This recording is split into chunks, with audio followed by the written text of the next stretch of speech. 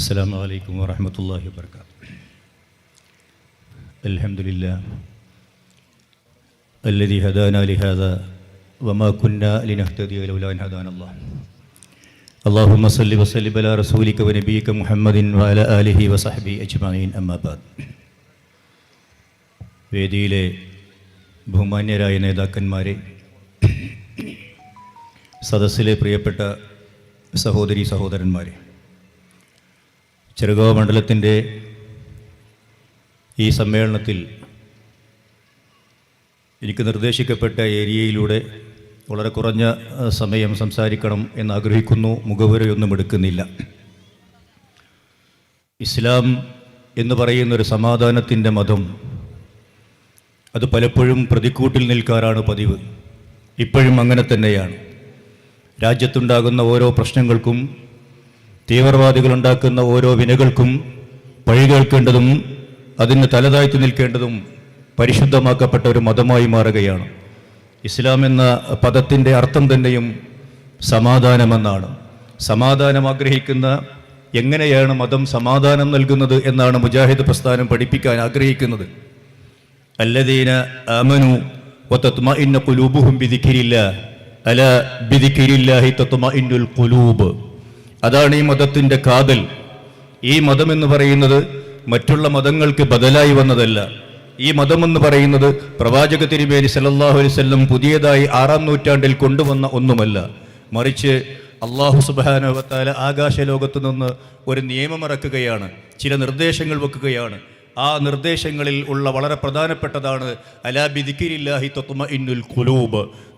നിങ്ങളുടെ മനസ്സുകൾ നെരിപ്പോട് പോലെ പുകയുന്ന ഒരുപാട് അനുഭവങ്ങൾ ജീവിതത്തിൽ ഉണ്ടാകും. അങ്ങനെയുള്ള സന്ദർഭങ്ങളിലൊക്കെയും നിങ്ങൾക്ക് ദൈവം തമ്പുരാൻ മുകളിലുണ്ട് എന്ന ഓർമ്മയുണ്ടാവണം. ആ ദൈവം തമ്പുരാനെക്കുറിച്ച് നിങ്ങൾക്ക് സൃഷ്ടാവും സൃഷ്ടിയും തമ്മിലുള്ളൊരു ബന്ധമുണ്ട്. നിങ്ങൾ എത്ര അഹങ്കരിച്ചാലും, നിങ്ങൾ എത്ര വിവരമുള്ളവരായാലും, നിങ്ങൾ ഏതൊക്കെ പദവി വിരാജിക്കുന്നവരായാലും ശരി, നിങ്ങളുടെ സൃഷ്ടാവിനെക്കുറിച്ചുള്ള ഓർമ്മ നിലനിർത്തിയേ പറ്റൂ എന്ന്.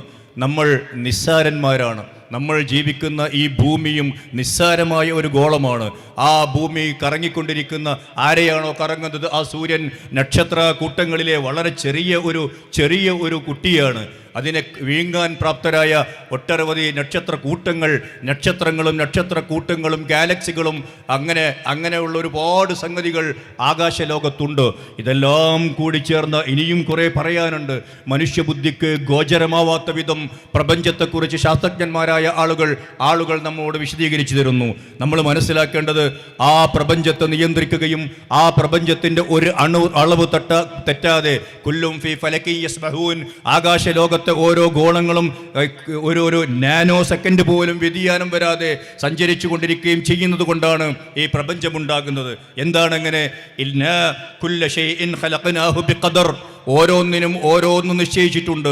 ഇന്ന സമയത്ത് ഇന്നതൊക്കെ നടക്കണം, ഇന്ന രൂപത്തിലായിരിക്കണം ഇന്നതൊക്കെയും. അതെവിടെയെങ്കിലും ഒന്ന് തെറ്റിയാൽ ഈ പ്രപഞ്ചത്തിൻ്റെ താളം തെറ്റിപ്പോവുകയും അത് നശിച്ചു പോവുകയും ചെയ്യും. അതാണ് ലോകത്തിൻ്റെ അന്ത്യം എന്ന് ഇപ്പോഴും ശാസ്ത്രജ്ഞന്മാർ വിശ്വസിക്കുകയും, അങ്ങനെ ഒരു ലോകത്തിന് അന്ത്യമുണ്ടെന്നും ആ അന്ത്യമാണ് ശാസ്ത്രജ്ഞന്മാരായ ആളുകൾ കാത്തുകൊണ്ടിരിക്കുകയും ചെയ്യുന്നത്. അപ്പോൾ നമ്മളെ സംബന്ധിച്ചിടത്തോളം ഈ ഗ്രഹങ്ങൾക്ക് തൊട്ട് മനുഷ്യൻ, ഈ ഭൂമിയിലെ ഒരു ചെറിയ ജീവിയായ മനുഷ്യൻ്റെ വരെ ജീവിതത്തിലെ ഓരോ നാനോ സെക്കൻഡുകളും അല്ലാഹു സുബ്ഹാനഹു വ തആല കൃത്യമായി നേരത്തെ എഴുതി രേഖപ്പെടുത്തി വെച്ചിരിക്കുന്നു എന്നതാണ് ഇസ്ലാം മുമ്പോട്ട് വെക്കുന്ന ഒന്നാമത്തെ കാര്യം. അതിൽ നിങ്ങളെ സങ്കടപ്പെടുത്തുന്ന കാര്യങ്ങളുണ്ട്, നിങ്ങളതിനെ ഷെറ് എന്ന് വിളിക്കുന്നു. അതിൽ നിങ്ങൾ സന്തോഷിക്കുന്ന കുറേ വസ്തുക്കളുണ്ട്, അതിനെ നിങ്ങൾ ഖൈറ് എന്ന് വിളിക്കുന്നു. ഈ ഖൈറും ഷെറും എങ്ങനെയാണ് സംഭവിക്കുക? മനുഷ്യനെ സംബന്ധിച്ചിടത്തോളം അടുത്ത സെക്കൻഡിനെ കുറിച്ച് അജ്ഞനുമാണ്. അതുകൊണ്ട് തന്നെ വരാനിരിക്കുന്ന കാര്യങ്ങളിൽ നല്ല നല്ല കാര്യങ്ങൾ ഉണ്ടാവാൻ നിങ്ങൾ ആ ദൈവം തമ്പുരാനോട് പറയണം. വരും കാലങ്ങളിൽ സങ്കടപ്പെടുത്തുന്ന സംഗതികൾ എഴുതി രേഖപ്പെടുത്തി വെച്ചതുണ്ടെങ്കിൽ അത് വെട്ടിക്കളയണമെന്ന് ആ തമ്പുരാനോട് പറയണം. അഥവാ തവക്കലോടുകൂടി ജീവിക്കണം. ഇത്ര മാത്രമേ അള്ളാഹുവിൻ്റെ മതത്തിൻ്റെ ആകത്തുക മനസ്സിലാക്കാനുള്ളൂ. ഇത് മനസ്സിലാക്കി അതിനനുസരിച്ച് ജീവിക്കുന്ന ആളുകളെ സംബന്ധിച്ചിടത്തോളം അവർ അള്ളാഹുവിനെ വഴിപ്പെട്ട് ജീവിക്കുന്നവരാണ്. അല്ലാത്ത ആളുകളൊക്കെയും അള്ളാഹുവിന് വഴിപ്പെടാതെ ജീവിക്കുന്ന ആളുകളുമാണ്. സന്തോഷങ്ങൾ വന്നു ചേരാൻ, സന്താപങ്ങൾ ഇല്ലാതെയാകാൻ നമ്മളിങ്ങനെ ചെയ്തേ പറ്റൂ. വലനബ്ലുവന്നകും ബിശൈഇൻ മിനൽ ഖൗഫി വൽ ജൂഅ് വനഖ്സിൻ മിനൽ അംവാലി വൽ അൻഫുസി വസ്സമറാത്ത് വബശ്ശിരിസ് സാബിരീൻ എന്ന് വിശുദ്ധ ഖുർആൻ തീർത്തു പറയുന്നുണ്ട്. ഈ പറയുന്നത് മുസൽമാനോട് മാത്രമല്ല, ഈ പറയുന്നത് ഈ രാജ്യത്ത് ജീവിക്കുന്ന മുഴുവൻ ആളുകളോടുമാണ്. നിങ്ങളുടെ ജീവിതത്തിൽ ഒരുപാട് സന്ദർഭങ്ങളിൽ കണ്ണീര് കുടിക്കുന്ന അവസ്ഥയുണ്ടാകുമെന്ന് വിശുദ്ധ ഖുർആൻ തീർത്തു പറയുന്നു. ഈ കണ്ണീര് കുടിക്കുന്ന ഓരോ സന്ദർഭങ്ങളിലും, മനസ്സ് വല്ലാതെ കഷ്ടപ്പെടുന്ന സന്ദർഭങ്ങളിൽ, അതുപോലെ കുട്ടികളില്ലാത്തവർ വേദനിക്കുമ്പോൾ, മരണപ്പെട്ടു പോയ ആളുകളുടെ ഉറ്റവരും ഉടയവരും വേദനിക്കുമ്പോൾ, കൃഷിയും കച്ചവടവും തകർന്ന് തരിപ്പണമാകുന്നത് ദയനീയമായി നോക്കി നിൽക്കുമ്പോൾ, ഞാൻ വളരെ വിനീതമായി ചോദിക്കട്ടെ പ്രിയപ്പെട്ടവരെ, ഈ വേദനിക്കുന്ന മനസ്സുകളിൽ ഹൈന്ദവന്റെ മനസ്സോ മുസൽമാന്റെ മനസ്സോ ക്രൈസ്തവന്റെ മനസ്സോ വ്യത്യാസമുണ്ടോ? ഇല്ല. ഈ വേദനകളിൽ എല്ലാവരുടെ മനസ്സുകളും ഒന്നാണ്. എല്ലാവരുടെ മനസ്സിലും ഈ വേദനയുണ്ടാകുന്നു. ഈ വേദനയ്ക്ക് പരിഹാരം വേണ്ടത് മുസൽമാന് മാത്രമല്ല, ഈ വേദനയ്ക്ക് പരിഹാരം വേണ്ടത് ഹൈന്ദവന് മാത്രമല്ല, കോടിക്കണക്കായ മുഴുവൻ മനുഷ്യർക്കുമാണ്. അതുകൊണ്ട് യാ അയ്യുഹന്നാസ്, മുഴുവൻ മനുഷ്യരോടുമായി അള്ളാഹുവിന്റെ കിതാബ് പറഞ്ഞു, ഇത്തരം സന്ദർഭങ്ങളിൽ നിങ്ങളുടെ മനസ്സുകൾ ദൈവത്തിങ്കിലേക്ക് പോവണം. അങ്ങനെ പോവും എന്ന വല്ലാത്ത ഒരു ഫിത്രത്ത്, മനുഷ്യ പ്രകൃതി നമുക്കുണ്ട്. നമ്മൾ കാണുന്നില്ലേ, നിരീശ്വര നിർബന്ധ പ്രസ്ഥാനത്തിന് വേണ്ടി ഊക്കോടുകൂടി വാദിക്കുകയും പ്രസംഗിക്കുകയും പ്രവർത്തിക്കുകയും ചെയ്യുന്ന ആളുകൾ ജീവിതത്തിൽ തളർച്ചകൾ നേരിടുന്ന സന്ദർഭങ്ങളിൽ അവർ ഉംറക്ക് പോകുന്നു, അല്ലെങ്കിൽ ഹജ്ജിന് പോകുന്നു, അല്ലെങ്കിൽ അവർ ശബരിമലയിലേക്ക് പോകുന്നു, അല്ലെങ്കിൽ അവർ ഗുരുവായൂരിലേക്ക് പോകുന്നു, അല്ലെങ്കിൽ ഏതെങ്കിലും തീർത്ഥാടന കേന്ദ്രങ്ങൾ ലക്ഷ്യമാക്കി യാത്ര പറയുന്നു. അതുവരെ അവരോട് പറഞ്ഞിരുന്ന വിമ്പുകൾ അവരുടെ മനസ്സ് വല്ലാതെ വേദന കൊണ്ട് ഉലയുമ്പം നമ്മൾ കാണുന്നില്ല. അതാണ് മനുഷ്യപ്രകൃതി. ആ മനുഷ്യപ്രകൃതി തന്നെയാണ് നിലനിർത്തണമെന്ന് അള്ളാഹു പറയുന്നത്. നമുക്ക് സങ്കടങ്ങൾ ഉണ്ടാകുമ്പോൾ നിങ്ങൾ അള്ളാഹുവിനോട് പറയണം. ആ ഒരു കാര്യം അറിയിക്കാനായി 1,24,000 പരം അമ്പിയാക്കന്മാർ അല്ലാഹു സുബ്ഹാനഹു വ തആല ഈ ഭൂമുഖത്തേക്ക് അയച്ചു.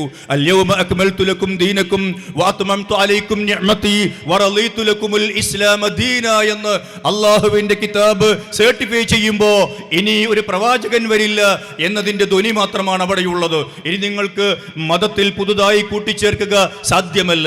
മതത്തിൽ പറയാനുള്ളതൊക്കെയും പറഞ്ഞു കഴിഞ്ഞു. മുഹമ്മദ് മുസ്തഫ റസൂൽ കരീം സല്ലല്ലാഹു അലൈഹി വസല്ലമയുടെ ഈ മതം പൂർത്തീകരിച്ചു തന്നു.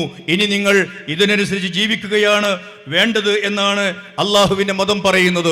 എന്താണ് ഉണ്ടാവേണ്ടത്? തഖ്വയോടുകൂടി ജീവിക്കണം. ആരൊക്കെ ജീവിക്കണം? സകല ആളുകളും ജീവിക്കണം.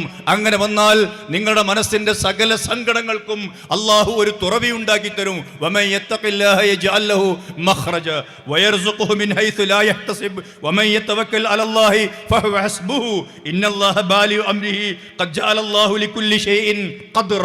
ആ ആയത്തും അവസാനിക്കുന്നത് അങ്ങനെയാണ്. ഓരോറ്റിനും ഓരോ നിയമമുണ്ട്, ഓരോന്നും കണക്കാക്കി വെച്ചിട്ടുണ്ട്.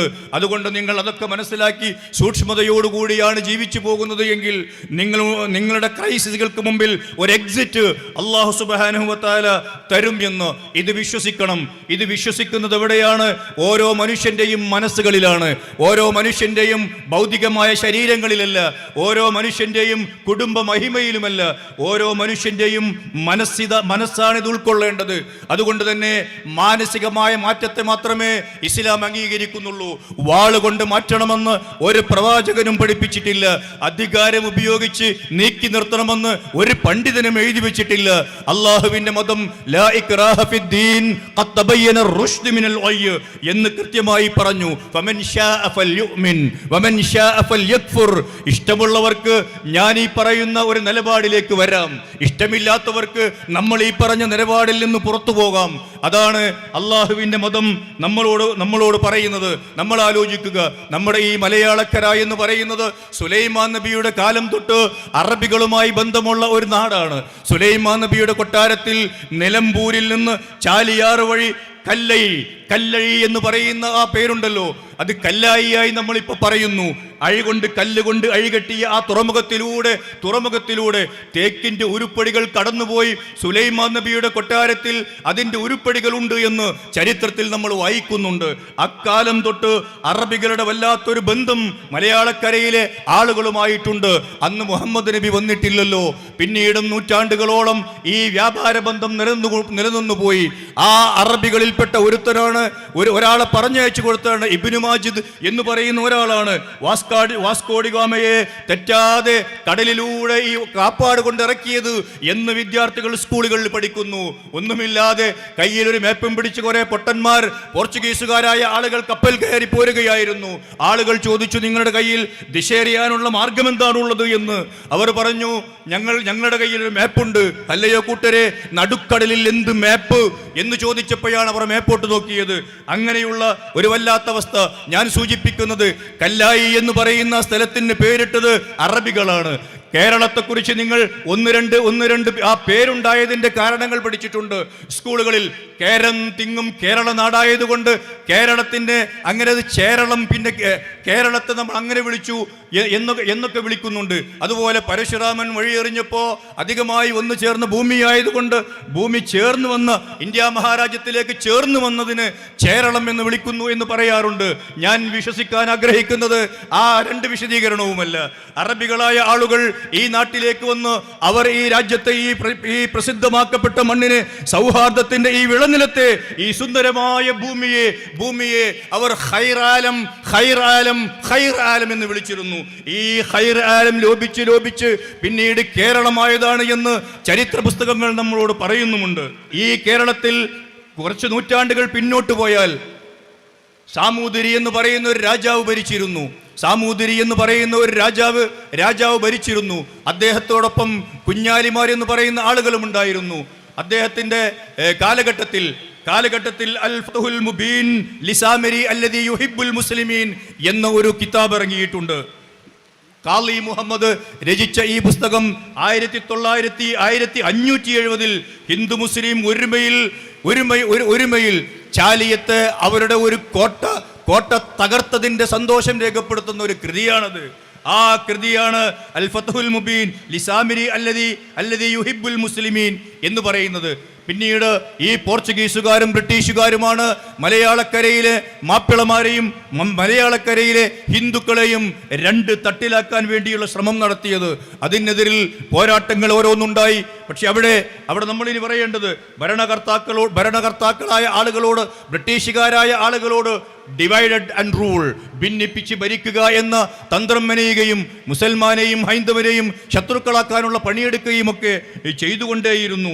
അങ്ങനെ ചെയ്യുമ്പോഴും ഈ നാട്ടിലെ മഹാഭൂരിപക്ഷം വരുന്ന പണ്ഡിതന്മാരായ ആളുകൾ ഇന്ത്യൻ സ്വാതന്ത്ര്യ സമരത്തോട് ഒട്ടിനിൽക്കണമെന്ന് നവോത്ഥാന പ്രസ്ഥാനം പറഞ്ഞപ്പോൾ ഈ രാഷ്ട്രീയ പ്രസ്ഥാനത്തിന് ഇന്ത്യയിൽ സ്വാതന്ത്ര്യ സമരത്തിന് ആഹ്വാനം നൽകിയത്, അല്ലെങ്കിൽ ഈ സ്വാതന്ത്ര്യ സമരത്തിലേക്ക് ഇന്ത്യക്കാരായ ആളുകളെ വലിച്ചിട്ടത് തന്നെയും ജമാലുദ്ദീൻ അഫ്ഗാനി എന്ന് പറയുന്ന ഒരു നവോത്ഥാന നായകനാണ്.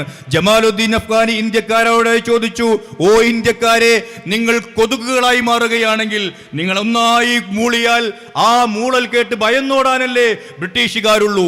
നിങ്ങൾ തവളകളായി മാറുകയും അറബിക്കടലിലൂടെ ഊളിയിട്ട് പോവുകയും എന്നിട്ട് ബ്രിട്ടന്റെ അടുത്ത് പോയാൽ നിങ്ങൾക്കെല്ലാവർക്കും കൂടി കടലിലേക്ക് വലിച്ചു താഴ്ത്താനല്ലേ ഈ ബ്രിട്ടീഷുകാരന്റെ സാമ്രാജ്യമുള്ളൂ, ബ്രിട്ടീഷുകാരന്റെ നാടുള്ളൂ.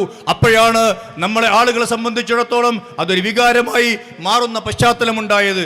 അവിടെയും ഹിന്ദുവും മുസൽമാനും തമ്മിലുള്ള വല്ലാത്ത ശത്രുത ഉണ്ടാകുന്ന കാലഘട്ടത്തിൽ സർ സയ്യിദ് അഹമ്മദ് ഖാൻ എന്ന് പറയുന്ന മഹാനായ ഒരു പണ്ഡിതൻ ഒരു പരിഷ്കർത്താവ്, സാമൂഹ്യ പരിഷ്കർത്താവ്, ഒരു നവോത്ഥാന നായകൻ മുന്നോട്ട് വരികയാണ്. യഥാർത്ഥത്തിൽ സർ സയ്യിദ് അഹമ്മദ് ഖാനാണ് മലയാളക്കരയിൽ ഈ മാറ്റങ്ങൾ ഉണ്ടാക്കാൻ നവോത്ഥാന നായകന്മാരായ ആളുകൾക്ക് പ്രചോദനം നൽകിയത്. ആധുനിക വിദ്യാഭ്യാസം, ആധുനിക രാഷ്ട്രീയം. അദ്ദേഹം രണ്ട് കാര്യങ്ങൾ മുറുകെ പിടിക്കണമെന്ന് നമ്മളോട് പറഞ്ഞു. ആധുനിക വിദ്യാഭ്യാസം നേടണം. സർക്കാർ തലങ്ങളിൽ നിന്ന് നമ്മളെ മാറ്റിയിട്ട് നമുക്ക് അധികാരങ്ങളോ അവകാശങ്ങളോ നൽകുന്നില്ല എങ്കിൽ, വിദ്യാഭ്യാസപരമായി മുന്നോട്ട് പോയി വിദ്യാസമ്പന്നരായി എഡ്യൂക്കേറ്റഡായി നമ്മൾ ആ സർക്കാരിനോട് അത് പിടിച്ചു വാങ്ങണമെന്ന്. സച്ചാർ കമ്മീഷന്റെ റിപ്പോർട്ടിൽ നിങ്ങൾ കണ്ടുവോ, ഇന്ത്യ മഹാരാജ്യത്തെ ഏറ്റവും നല്ല മുസ്ലിമീങ്ങൾ ജീവിക്കുന്നത്, ഏറ്റവും കൂടുതൽ ആളുകൾ സർക്കാർ ഉദ്യോഗം നടത്തുന്നത് ഈ മലയാളക്കരയിലാണ്. എന്തുകൊണ്ടാണത്? സയ്യിദ് സനാഉല്ലാ മക്തി തങ്ങളെ പോലെയുള്ള ആളുകൾ, സയ്യിദ് സനാഉല്ലാ മക്തി തങ്ങൾ ആ ആശയം ആശയം നേരെ കേരളത്തിലേക്ക് കോപ്പിയടിച്ചു. സയ്യിദ് സനാഉല്ലാ മക്തി തങ്ങളും അതുപോലെ തന്നെ ഹമദാനി തങ്ങളും. സയ്യിദ് സനാഉല്ലാ മക്തി തങ്ങൾ നമ്മളോട് ആവശ്യപ്പെട്ടു, അഥവാ നമ്മുടെ വല്ലിപ്പമാരോട് ആവശ്യപ്പെട്ടു, നിങ്ങൾ സ്കൂളിലേക്ക് പോകണം. ആ സ്കൂൾ മുസൽമാൻ്റേത് മാത്രമായി കൂടാ. ആ സ്കൂൾ ഹൈന്ദവനും മുസൽമാനും ഒരുമിച്ച് ഒരേ ബെഞ്ചിൽ ഇരുന്ന് പഠിക്കുന്ന സ്കൂളുകളാവണം. നമ്മൾ മുസ്ലിമീങ്ങൾ ഹൈന്ദവർ സംസാരിക്കുന്ന അതേ ഭാഷ സംസാരിക്കണം. ആ സന്ദർഭങ്ങളിൽ നമ്മുടെ ഇതുപോലെയുള്ള പാടത്ത് ഉലമാക്കന്മാരായ ആളുകൾ പാതിരാവാലുകളിൽ ഒരു ദുആ ഇരക്കുന്നുണ്ടായിരുന്നു. ആ ദുആ ഇങ്ങനെയായിരുന്നു: നല്ല മലയാളം സംസാരിക്കുന്ന പിഴച്ചവർഗത്തിൽ ഞങ്ങൾ പെടുത്തല്ല തമ്പുരാനേ എന്ന് ഭവ്യതയോടുകൂടി ഉലമാക്കന്മാർ ദുആ ഇരക്കുമ്പോൾ അതിലേറെ ഭവ്യതയോടുകൂടി ആമീൻ പറയുന്ന ഒരു ഖൗമിനോടാണ് അന്ന് അവർക്ക് പറയാനുണ്ടായത്, നിങ്ങൾ വിദ്യാഭ്യാസം നേടണം, മലയാളം പഠിക്കണം. ഇംഗ്ലീഷ് നരകത്തിലെ ഭാഷയല്ല. പൗരോഹിത്യം പറയുന്ന പോലെ ഇംഗ്ലീഷ് എന്ന് പറയുന്നത് നിങ്ങൾക്ക് കഷ്ടകാലത്തിന് നരകത്തിൽ പോയാൽ അവിടുത്തെ ആ നരകത്തിലെ ഭാഷയാണെങ്കിൽ അവിടുത്തെ പാറാവുകാരായ ആളുകളോട് നിങ്ങളോട് വല്ലതും ചോദിച്ചാൽ അതിന് മറുപടി പറയാനെങ്കിലും നിങ്ങൾക്ക് ഇംഗ്ലീഷ് പഠിച്ചുകൂടെ എന്ന് ഹമദാനി തങ്ങൾ ചോദിക്കുന്നുണ്ട്. അങ്ങനെയുള്ള ഒരു വല്ലാത്ത കാലഘട്ടം ബ്രിട്ടീഷുകാർ വന്ന് അവരുണ്ടാക്കിയ ഒരുപാട് ചേരിതിരിവുകളുണ്ട്. ഈ ചേരിതിരികൾക്കിടയിൽ ഇപ്പുറത്ത് ഒരു നവോത്ഥാന പ്രസ്ഥാനം ഉദയം ചെയ്യുകയായിരുന്നു. 1921 നിഷ്പക്ഷ സംഘം, 1922 കേരള മുസ്ലിം ഐക്യ സംഘം, 1924 കേരള ജമിയത്തുൽ ഉലമ. ഞാനതിലേക്ക് വിശാലമായി കടക്കുന്നില്ല. ഈ കേരള മുസ്ലിം ഐക്യസംഘം മുമ്പോട്ട് വെച്ച വല്ലാത്തൊരാശയമുണ്ട്. ആ ആശയം എന്ന് പറഞ്ഞാൽ ഒരു സമുദായത്തിന് അഭിവൃദ്ധി ഉണ്ടാകണമെങ്കിൽ, അവർ ക്ലച്ച് പിടിക്കണമെങ്കിൽ, ഇന്നത്തെ ഭാഷയിൽ ഏതെങ്കിലും നിലയിലുള്ള പുരോഗതി ഉണ്ടാവണമെങ്കിൽ ആ ആളുകൾക്കിടയിൽ, അതിൻ്റെ അംഗങ്ങൾക്കിടയിൽ, അഥവാ ആ നാട്ടിലെ മുസ്ലിമീങ്ങൾക്കിടയിൽ അങ്ങേയറ്റ രഞ്ജിപ്പും യോജിപ്പും സ്നേഹവും ഐക്യവും നിലനിന്നേ പറ്റൂ. ഈ ഒരു മെസ്സേജ് ആളുകൾക്ക് കൊടുത്തുകൊണ്ടാണ് നമ്മളിപ്പോൾ പറയുന്ന ഈ മുജാഹിദ് പ്രസ്ഥാനം എഴുന്നേറ്റ് നിന്നത്. അങ്ങനെ ആളുകൾക്കിടയിൽ ഉണ്ടാകുന്ന വഴക്കുകളും ആളുകൾക്കുണ്ടാകുന്ന വക്കാണങ്ങളും പറഞ്ഞു തീർക്കാനുള്ള ഒരു സംഘമായി നിന്നു. നിങ്ങൾ ഓർക്കുക, 55 സൂറത്തുകളിലൂടെ 55 സൂറകളിലായി